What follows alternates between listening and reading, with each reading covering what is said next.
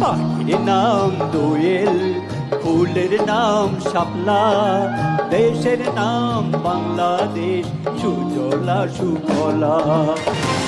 বর্ণিল আয়োজনে দেশ জুড়ে মহান বিজয় দিবস উদযাপন, স্বৈরাচারের দোসরদের প্রতিহত করে বিজয় ধরে রাখার শপথ।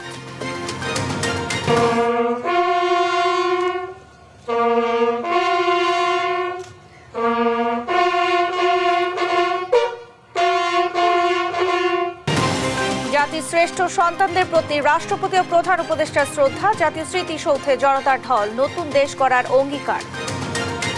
2025 সালের শেষে কিংবা 26-এর শুরুতে জাতীয় নির্বাচন, জাতির উদ্দেশ্যে ভাষণের প্রধান উপদেষ্টা হবে জাতীয় ঐক্যমত্য কমিশন।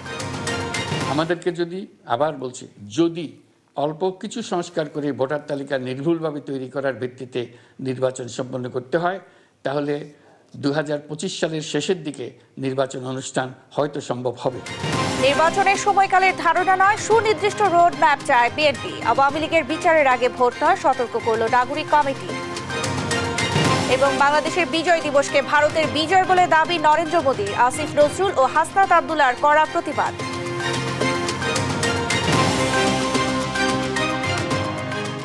সংবাদ রাতে দেখছিলেন একেএসটিএম বিবার সংবাদ শিরোনাম, সঙ্গে আছে আমি শারমিন নাসি।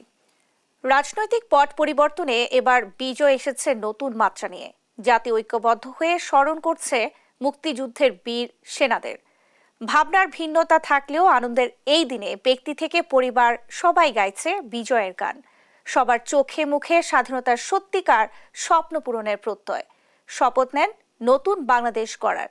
সাবরিনা মজুমদারের রিপোর্ট।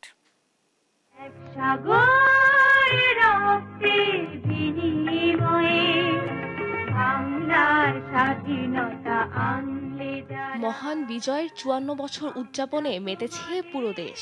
জুলাই আগস্ট গণ অভ্যুত্থানে পট পরিবর্তনে এবার বিজয় এসেছে নতুন মাত্রা নিয়ে।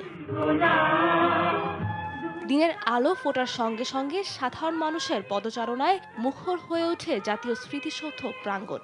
গণ আন্দোলনে আহতদের ভাবনায় ভিন্নতার বর্ণ থাকলেও দেশ নিয়ে এক কাতারে মিশেছেন সবাই। সঙ্গে যুক্ত হয়েছে বৈষম্য বিরোধী আন্দোলনের নতুন স্বপ্ন। আনন্দের এই দিনে রাজনৈতিক, সামাজিক, সাংস্কৃতিক সংগঠনের সঙ্গে ব্যক্তি থেকে পরিবার সবাই গাইছে বিজয়ের গান। বিশ্বের বুকে আমাদের মানচিত্রটি যেন সবসময় জলজল করে, সেজন্য বাঙালি জাতি বারবার তার ত্যাগ, রক্ত দিয়ে পরীক্ষা দিয়েছে। আমরা যেন বৈষম্য মুক্ত বাংলাদেশ করতে পারি, আমার ভবিষ্যৎ প্রজন্মের কাছে এটাই প্রত্যাশা। যে স্বপ্ন নিয়ে জীবনের মায়া ত্যাগ করে অস্ত্রসজ্জিত পাকিস্তানি হানাদার বাহিনীর বিরুদ্ধে সংগ্রামে ঝাঁপিয়ে পড়েছিল নিরস্ত্র বাঙালি, তার বাস্তবায়ন এবং বৈষম্যের গ্লানি মোচনের কথা বলছে সাধারণ মানুষ। আমাদের দেশের জন্য যারা নিজেদের জীবন স্বাধীন করেছে তাদের প্রতি সম্মান জানাতে আমি মূলত এখানে আসি। আমরা একটা আন্দোলনের মাধ্যমে একটা নতুন স্বাধীন দেশ পেয়েছি বলতে গেলে। আমরা চাই মুক্তিযুদ্ধের যে মূল স্পিরিট, সেই স্পিরিটকে ধারণ করে আগামীতেও যেন বৈষম্যহীন বাংলাদেশ প্রতিষ্ঠা করতে পারি। মুক্তিযোদ্ধাদের বীরত্ব গাথা স্মরণে রেখে সোনার বাংলা গড়ার প্রত্যয় সবার। তাদের সঙ্গী হয়ে গুটি গুটি পায়ে বিনম্র শ্রদ্ধা জানায় শিশুরাও। এ যে আমার মাতৃভূমি, এ যে আমার দেশ, এই দেশেরই ধুলোবালি ভালো লাগে বেশ। আমি সকল শহীদের প্রতি শ্রদ্ধা করি, আমি একটা ফুল দিতে এসেছি। আমরা আমাদের দেশকে ভালোবাসি এবং আমরা এই দেশের দিনটিকে দেখার জন্য এখানে এসেছি। 16ই ডিসেম্বর আমাদের বিজয় দিবস। এই বিজয় দিবসটা আসলে কি, এটা বাচ্চাদের পরিচিত করার জন্য মেনলি আসা। সবারই চাওয়া শহরের উঁচু অট্টালিকা থেকে প্রান্তিক আঙিনা সবখানে পৌঁছে যাক বিজয়ের হাসি। বৈষম্য বিদায় নিয়ে প্রতিষ্ঠা পাবে সাম্য ও ন্যায়। ৭১-এর বিজয়ে যে স্বাধীনতা পেয়েছিল বাঙালি, সেই স্বাধীনতা প্রাণ 2024-এর স্বাধীনতায়। উজ্জীবিত হবে নতুন সূর্য, রিক্ত পথে হাঁটবে গণতন্ত্র, এমনটাই প্রত্যাশা স্বাধীনতার সূর্য সন্তানদের শ্রদ্ধা জানাতে আসা সর্বসাধারণের। সাবরিনা মজুমদার, দেশ টিভি, ঢাকা। মহান বিজয় দিবসে জাতির শ্রেষ্ঠ সন্তান ৭১-এর বীর শহীদদের প্রতি শ্রদ্ধা জানিয়েছেন রাষ্ট্রপতি ও প্রধান উপদেষ্টা। জুলাইয়ের শহীদরা জাতিকে প্রকৃত বিজয় উদযাপনের সুযোগ তৈরি করে দিয়েছে বলে জানান উপদেষ্টারা। দেশকে নতুন করে গড়ার সুযোগ হেলায় নষ্ট না করে ঐক্যবদ্ধ থাকার আহ্বানও জানান তারা। সাইফুল রিপনের প্রতিবেদন। মহান বিজয় দিবসের ভোরে সূর্যের আলো ফোটার সাথে সাথে জাতির শ্রেষ্ঠ সন্তান ৭১-এর বীর শহীদদের প্রতি শ্রদ্ধা নিবেদন করেন রাষ্ট্রপতি মোহাম্মদ শাহাবুদ্দিন। এ সময় বিউগলের করুণ সুর বেজে ওঠে। কিছু সময় নীরবে দাঁড়িয়ে থাকেন রাষ্ট্রপতি। রাষ্ট্রপতির শ্রদ্ধা নিবেদনের পর পূর্ব তিমুরের রাষ্ট্রপতি জোসে রামোস হোর্তাকে সাথে নিয়ে বীর শহীদদের স্মৃতিবেদিতে ফুল দিয়ে শ্রদ্ধা জানান অন্তর্বর্তী সরকারের প্রধান উপদেষ্টা ডক্টর মোহাম্মদ ইউনূস। শহীদদের স্মরণে কিছু সময় দাঁড়িয়ে থাকেন পূর্ব তিমুরের রাষ্ট্রপতি ও অন্তর্বর্তী সরকারের প্রধান উপদেষ্টা। জানানো হয় সশস্ত্র সালাম। পরে পরিদর্শন বইতে স্বাক্ষর করেন তারা। রাষ্ট্রপতি ও প্রধান উপদেষ্টার পর জাতির শ্রেষ্ঠ সন্তানদের শ্রদ্ধা জানান বাংলাদেশে অবস্থিত বিভিন্ন কূটনৈতিক মিশনের কর্মকর্তা, প্রধান বিচারপতি, যোদ্ধাহত মুক্তিযোদ্ধা, নির্বাচন কমিশন সহ রাষ্ট্রীয় বিভিন্ন বাহিনী ও সংস্থার শীর্ষ ব্যক্তিরা। ৭১-এর বীর শহীদদের শ্রদ্ধা জানিয়ে গণমাধ্যমে কথা বলেন অন্তর্বর্তী সরকারের উপদেষ্টারা। আমাদের প্রজন্মের জন্য এই বিজয় দিবসটাই মনে হয় বোধ বুদ্ধি হওয়ার পরে একটা প্রকৃত বিজয় দিবস হিসেবে আমরা উদযাপন করছি। এর আগের বিজয় দিবসগুলোতে আমরা বিজয়কে উদযাপন করব, স্বাধীনভাবে কথাই বলতে পারতাম না।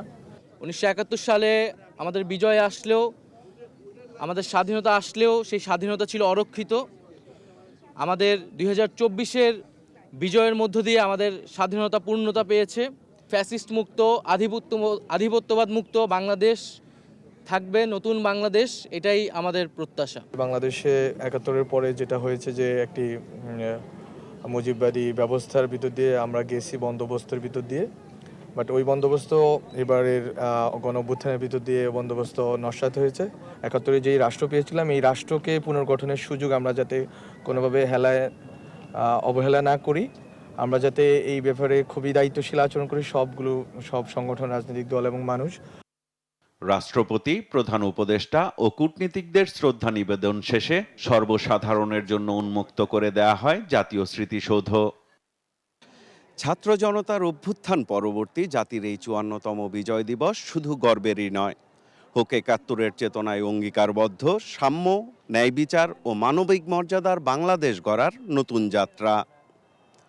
সাইফুল রিপন, দেশ টিভি, সাভার জাতীয় স্মৃতিসৌধ। ২০২৫ সালের শেষে বা ২০২৬-এর শুরুতে জাতীয় নির্বাচন হতে পারে বলে জানিয়েছেন প্রধান উপদেষ্টা ডক্টর মোহাম্মদ ইউনূস। মহান বিজয় দিবস উপলক্ষে জাতির উদ্দেশ্যে দেওয়া ভাষণে তিনি এই কথা বলেন।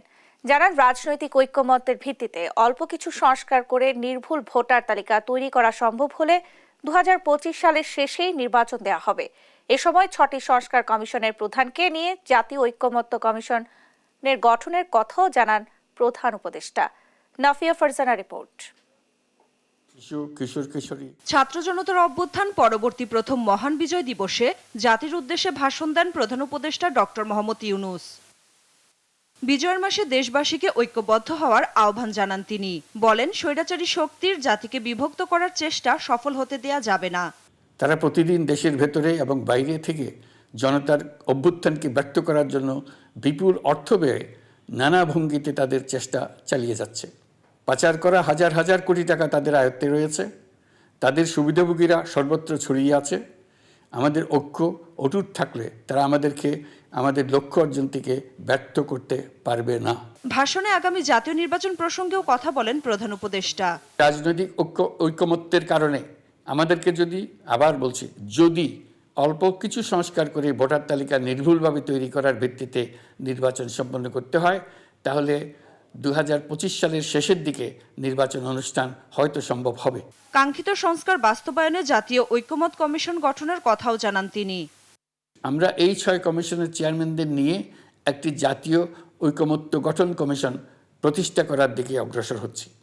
এর কাজ হবে রাজনৈতিক দল সহ সকল পক্ষের সঙ্গে মতামত বিনিময় করে যে সমস্ত বিষয়ে ঐকমত্য স্থাপন হবে সেগুলো চিহ্নিত করা এবং বাস্তবায়নের জন্য সুপারিশ করা। নিত্যপণ্যের বাজার সহনীয় করতে সরকারের পদক্ষেপও তুলে ধরেন প্রধান উপদেষ্টা। মধ্যস্বত্বভোগীদের দৌরাত্ম্য কমিয়ে এবং বাজার তদারকির মধ্য দিয়ে জিনিসপত্রের দাম কমিয়ে আনার চেষ্টা করছি। নাফিয়া ফারজানা, নিউজ ডেস্ক, দেশ টিভি। এদিকে নির্বাচন নিয়ে প্রধান উপদেষ্টার বক্তব্যকে স্বাগত জানিয়েছে বিএনপি। তবে নির্বাচনের সময়কালের ধারণা নয়, সুনির্দিষ্ট রোডম্যাপ চান দলটির নেতারা। সরকার দ্রুত সময়ের মধ্যে জনগণের ভোটাধিকার ফিরিয়ে দেবে, এমনটাই আশা করেছেন তারা। এর আগে মহান বিজয় দিবস উপলক্ষে বিএনপির প্রতিষ্ঠাতা জিয়াউর রহমানের সমাধিতে শ্রদ্ধা জানায় নেতাকর্মীরা। তাইফুর রহমান তুহিনের প্রতিবেদন। মহান বিজয় দিবস উপলক্ষে দলের প্রতিষ্ঠাতা জিয়াউর রহমানের সমাধিতে শ্রদ্ধা জানাতে আসে বিএনপির হাজারো নেতাকর্মী। দলের পক্ষে সিনিয়র নেতাদের সাথে নিয়ে ফুলেল শ্রদ্ধা জানান স্থায়ী কমিটির সদস্য মির্জা আব্বাস। পরে তিনি সাংবাদিকদের বলেন, জনগণ এক স্বৈরাচারকে পতন ঘটিয়ে আর এক স্বৈরাচার দেখতে চায় না।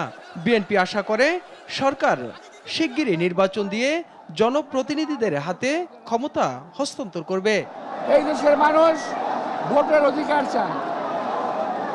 আমরা শুনেছি, আমরা দেখেছি, ভোটের কথা বললে, ইলেকশনের কথা বললে অনেকেরই মুখ বাঁকা হয়ে যায়।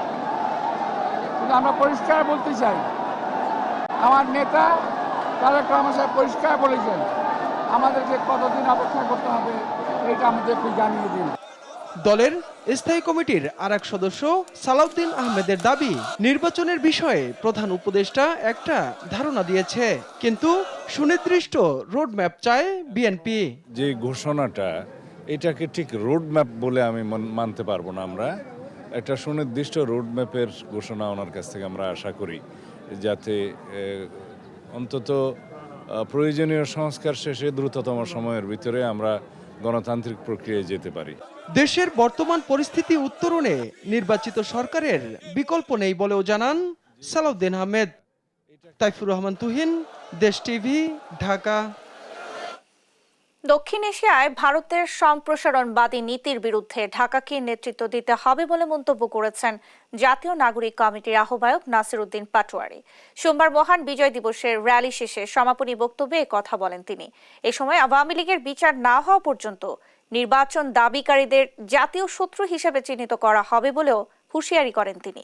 এদিকে বিজয় দিবসের অনুষ্ঠানে বঙ্গভবনের রাষ্ট্রপতির আমন্ত্রণ প্রত্যাখ্যান করেছে বৈষম্য বিরোধী ছাত্ররা। বিস্তারিত হাসান মাহমুদের রিপোর্টে।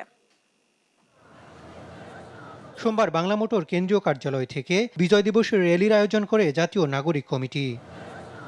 এতে অংশ নেয় ঢাকা মহানগরীর বিভিন্ন থানা কমিটির সদস্যরা। র্যালিটি শাহবাগ, কাঁটাবন, পলাশী চত্বর, শহীদ মিনার ঘুরে শাহবাগে এসে শেষ হয়।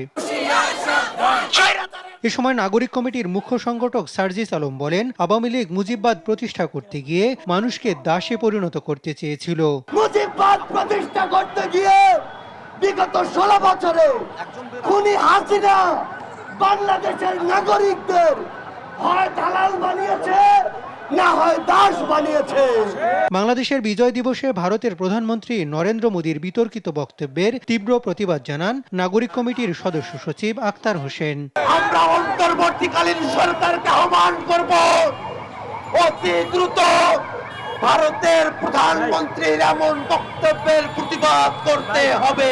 সংক্ষিপ্ত সমাবেশে সংগঠনটির আহ্বায়ক নাসির উদ্দিন পাটোয়ারি বলেন, খুনি আওয়ামী লীগ সদস্যদের বিচারের আগে দেশে কোনো নির্বাচন নয়। খুনি হাসিনার বিচার, আওয়ামী লীগের বিচার ছাড়া বাংলাদেশে কোনো ইলেকশন হবে না। আগামীতে যারা এই বিচারের আগে কোন ইলেকশনের পায়তারা করবে, আমরা তাদেরকে জাতীয় শত্রু এবং বেঈমান হিসেবে ধরে নিব। আগামীতে ভারতের সম্প্রসারণবাদের বিরুদ্ধে দক্ষিণ এশিয়ায় ঢাকাকেই নেতৃত্ব দিতে হবে বলে মন্তব্য করেন নাসির উদ্দিন। দিল্লির এক্সটেনশন মুজিববাদী শত্রু, আরেকটি হলো দিল্লির হিন্দুত্ববাদী শত্রু। এই দুইটি শত্রুকে দক্ষিণ এশিয়াতে আমাদেরকে মোকাবেলা করতে হবে এবং এই মোকাবেলায় আমাদের বাংলাদেশের যারা শান্তিপ্রিয় জনগণ, ঢাকাকে দক্ষিণ এশিয়ায় নেতৃত্ব দিতে হবে। এদিকে বিজয় দিবসের অনুষ্ঠানে যোগ দিতে বঙ্গভবনে রাষ্ট্রপতি মোহাম্মদ শাহাবুদ্দিনের আমন্ত্রণ প্রত্যাখ্যান করেছে বৈষম্য বিরোধী ছাত্র আন্দোলন। হাসান মাহমুদ, দেশ টিভি, ঢাকা। মহান বিজয় দিবস উপলক্ষে চট্টগ্রাম নেভাল জেটিতে বানৌজা সমুদ্র অভিযান দুপুর 2টা হতে সূর্যাস্ত পর্যন্ত সর্বসাধারণের জন্য উন্মুক্ত রাখা হয়। চট্টগ্রামের লাভ লেইনে অবস্থিত মেরিটাইম মিউজিয়ামও উন্মুক্ত রাখা হয় জনসাধারণের জন্য। এদিন নৌবাহিনীর জাহাজ দেখতে ভিড় করেন দর্শনার্থীরা। নৌবাহিনীর জাহাজ ও মিউজিয়াম ঘুরে দেখতে পেরে উচ্ছ্বাস প্রকাশ করেন দর্শনার্থীরা।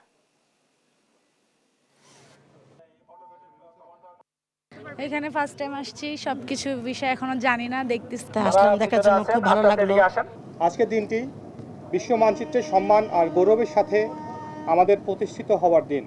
দিনটি উপলক্ষে ঢাকা, চট্টগ্রাম ও খুলনা নৌ অঞ্চলে বাংলাদেশ নৌবাহিনীর যুদ্ধ জাহাজ সম্মানিত নাগরিকগণের পরিদর্শনের জন্য উন্মুক্ত রাখা হয়েছে। রাজশাহীর শারদায় প্রশিক্ষণরত 40তম বিসিএস ব্যাচের 25 এএসপি কে শোকজ করেছে পুলিশ একাডেমি। নির্দেশ অমান্য ও অসদাচরণের অভিযোগে পুলিশ সুপার তানভীর সালেহী ইমনের স্বাক্ষরে এই শোকজ ইস্যু করা হয়। বলা হয়, দৌড়ের নির্দেশ দিলে প্রশিক্ষণার্থীরা দৌড় না দিয়ে এলোমেলো চলাফেরা করেন। নির্দেশ দিলে বিভিন্ন কটূক্তিমূলক কথা বলেন তারা, যাতে মাঠে বিশৃঙ্খলা সৃষ্টি হয়। এর আগে 252 এসআই ও 62 এএসপির নিয়োগ বাতিল করে পুলিশ একাডেমির কর্তৃপক্ষ।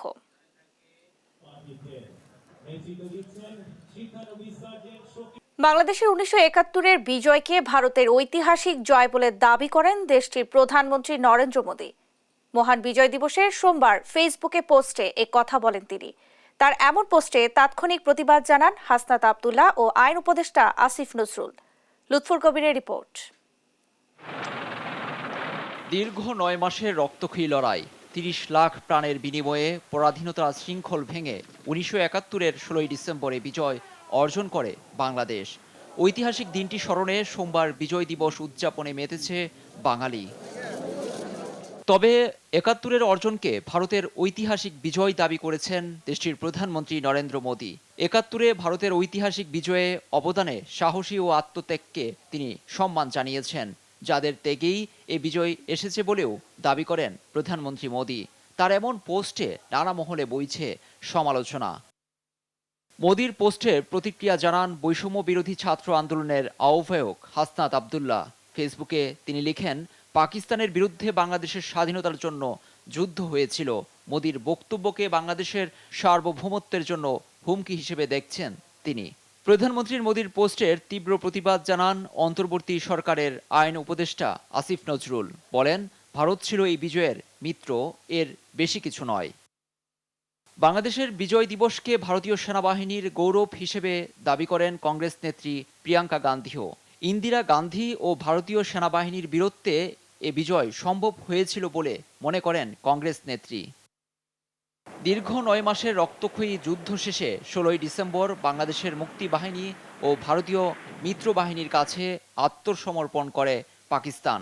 যদিও ভারতীয় বাহিনী এ যুদ্ধে সম্পৃক্ত হয় একেবারে শেষের দিকে ডিসেম্বরের প্রথম সপ্তাহে, কিন্তু একে কৌশলগতভাবে নিজেদের বিজয় হিসেবে দেখছে মোদী সরকার। লুৎফর কবির, নিউজ ডেস্ক, দেশ টিভি। 16 ডিসেম্বর মহান বিজয় দিবস উপলক্ষে বিশেষ অনুষ্ঠানের আয়োজন করে পূবালী ব্যাংক পিএলসি। জাতীয় পতাকা উত্তোলনের মাধ্যমে শুরু হয় এই আয়োজন। অনুষ্ঠানে প্রধান অতিথি হিসেবে উপস্থিত ছিলেন পূবালী ব্যাংকের ব্যবস্থাপনা পরিচালক ও সিইও মোহাম্মদ আলী। আর উপস্থিত ছিলেন ব্যাংকের উপব্যবস্থাপনা পরিচালক মোহাম্মদ শাহাদাত হোসেন এবং মোহাম্মদ আনিসুজ্জামান সহ প্রধান কার্যালয়ের কর্মকর্তারা। বক্তব্যে মোহাম্মদ আলী বলেন, 1971 সালের বিজয় ছিল বাঙালির বহু ত্যাগের ফল। বিগত 53 বছরে বাংলাদেশ অর্থনৈতিক, সামাজিক এবং অবকাঠামোগত ক্ষেত্রে অসাধারণ সাফল্য অর্জন করেছে। অনুষ্ঠানে উপস্থিত কর্মকর্তারা বিজয়ের চেতনা থেকে অনুপ্রাণিত হয়ে জাতির উন্নয়নে নিজেদের সর্বোচ্চ দিয়ে কাজ করার প্রতিশ্রুতি দেন।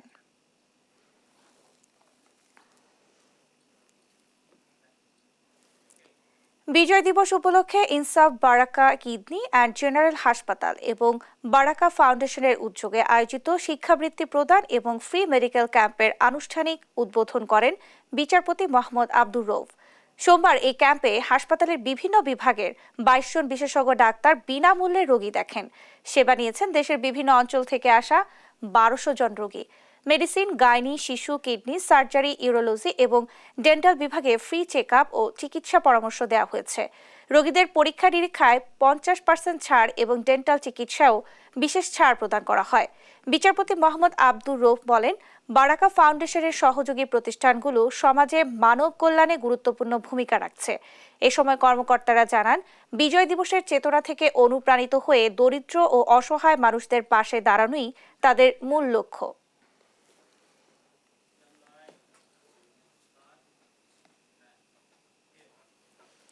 সংবাদ রাতের শিরোনামগুলো জানিয়ে দিচ্ছে আরো একবার।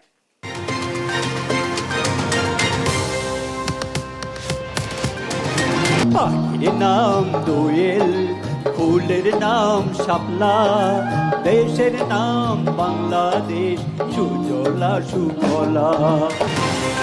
বর্ণিল আয়োজনে দেশ জুড়ে মহান বিজয় দিবস উদযাপন, স্বৈরাচারের দোসরদের প্রতিহত করে বিজয় ধরে রাখার শপথ।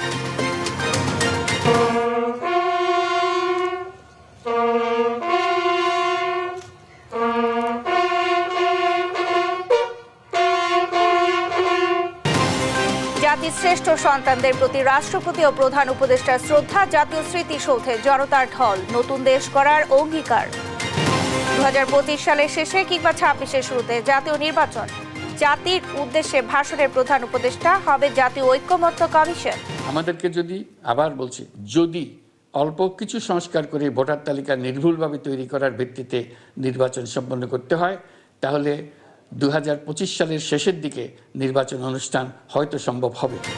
নির্বাচনের সময়কালের ধারণা নয়, সুনির্দিষ্ট রোডম্যাপ চায় বিএনপি। আওয়ামী লীগের বিচারের আগে ভোট নয়, সতর্ক করল নাগরিক কমিটি।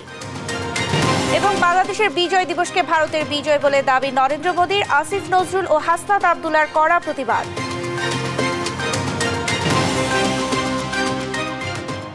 এই ছিল এখনকার সংবাদ রাত। পরের বুলেটিন দেখার আমন্ত্রণ রইল। ধন্যবাদ সবাইকে।